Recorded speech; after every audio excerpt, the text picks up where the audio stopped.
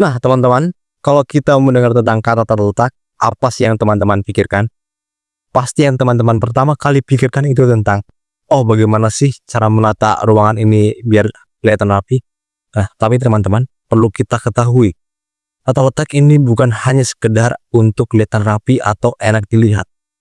Tata letak ini sangat berpengaruh terhadap lancar atau tidaknya suatu aktivitas, baik itu di rumah, di toko, maupun di perusahaan. Nah, teman-teman, tanpa kita sadari, tata letak ini ada dalam kegiatan kita sehari-hari.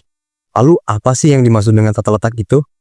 Nah, tata letak ini adalah pengaturan fasilitas fisik, seperti mesin, departemen, peralatan, hingga ke area pendukung dalam sistem produksi maupun jasa. Nah, tujuannya adalah untuk mengoptimalkan aliran material, aliran barang, aliran informasi, serta untuk mengoptimalkan pergerakan manusia untuk efisiensi operasional yang lebih maksimal. Nah, salah satu tujuan utama daripada perencanaan tata letak adalah untuk mengurangi biaya. Nah, jadi biaya yang dimaksud ini bukan hanya soal uang ya teman-teman, tetapi juga soal waktu dan juga tenaga kerja.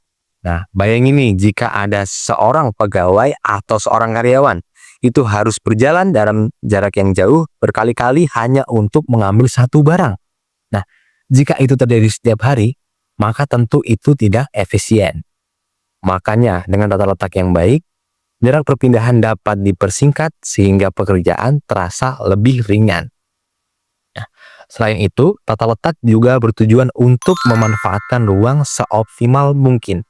Nah, ruangan yang terlalu sempit membuat orang tidak nyaman, tetapi juga ruangan yang terlalu luas tanpa adanya tata letak atau pengaturan yang jelas, itu juga menjadi pemborosan. Nah, maka dari itu, tata letak yang baik itu harus mampu membuat ruang terasa rapi, pas, dan juga fungsional. Nah, kemudian tujuan lainnya adalah untuk meningkatkan produktivitas. Nah, jika alur kerjanya jelas, tidak saling bertabrakan, orang itu bisa lebih fokus pada pekerjaannya. Nah, pekerjaan yang biasanya memakan waktu lama bisa diselesaikan lebih cepat. Nah, tata letak juga harus bersifat fleksibel. Nah, artinya mudah disesuaikan jika ada perubahan. Selain itu, tata letak juga harus memperhatikan keselamatan dan kenyamanan kerja karyawannya. Karena kenapa? Karena karyawan ini merupakan aset yang paling berharga dalam perusahaan. Nah, jika karyawan ini bekerja dalam tempat yang tidak aman atau bahkan tidak nyaman, maka karyawan ini bisa-bisa terkena penyakit, bahkan bisa terjadi kecelakaan. Maka dari itu, jika karyawan itu bekerja di tempat yang aman, nyaman, itu akan menimbulkan produktivitas bagi karyawannya maupun bagi perusahaannya. Dalam penerapannya, terdapat beberapa jenis tata letak, tergantung kebutuhan dan karakteristik kegiatan operasionalnya. Yang pertama, ada tata letak berdasarkan kode. Tata letak ini biasanya diterapkan pada sistem produksi massal dengan jenis produk yang sama dan jumlah produksi yang besar. Pada tata letak ini, mesin dan peralatan disusun mengikuti urutan proses kerja, sehingga alur produksi berjalan secara teratur dan efisien. Contoh penerapannya dapat kita lihat pada antrian SPBU, di mana kendaraan masuk, kemudian mengisi bahan bakar, lalu melakukan pembayaran, kemudian keluar secara berurutan. Yang kedua, ada tata letak berdasarkan proses. Tata letak ini mengelompokkan mesin atau peralatan berdasarkan fungsi yang sama. Tata letak ini cocok digunakan untuk produk perusahaan dengan variasi produk yang tinggi dan volume produksi yang relatif rendah.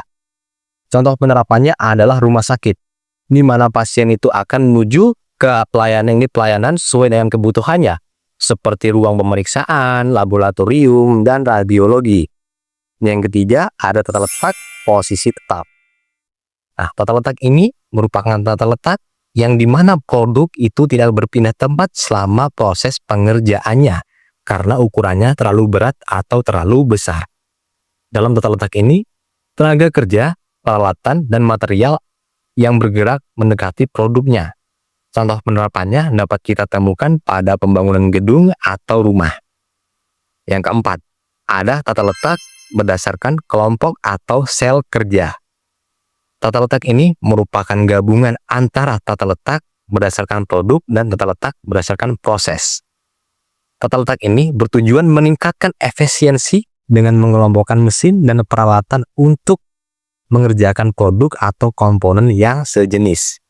Contohnya adalah bengkel motor yang memisahkan antara area servis motor matic dan juga area servis motor manual. Yang kelima, ada tata letak kantor atau office layout. Tata letak ini menekankan pengaturan posisi karyawan, peralatan kerja, serta ruang kerja guna memperlancar arus informasi dan komunikasi. Penataan kantor yang baik akan meningkatkan kenyamanan kerja dan koordinasi antar bagian serta produktivitas karyawan. Nah, yang keenam ada tata letak retail. Tata letak ini berfokus pada pengaturan ruang display produk dan juga jalur pergerakan pelanggan sesuai dengan kebiasaan berbelanja. Tujuan utamanya adalah untuk menarik perhatian pelanggan, memudahkan pencarian produk, serta mendorong peningkatan penjualan. Contohnya dapat kita lihat pada minimarket atau supermarket. Secara keseluruhan, dapat disimpulkan bahwa tata letak atau layout yang baik sangat berpengaruh terhadap kelancaran dan efisiensi kerja. Dengan pengaturan yang tepat, proses kegiatan dapat berjalan lebih tertib, efektif, dan mendukung tercapainya tujuan organisasi. Demikian penjelasan yang dapat saya sampaikan. Semoga materi ini dapat menambah pemahaman dan menjadi bekal dalam menerapkan konsep tata letak secara nyata. Saya Galih Ramadhani, pamit undur diri. Assalamualaikum warahmatullahi wabarakatuh.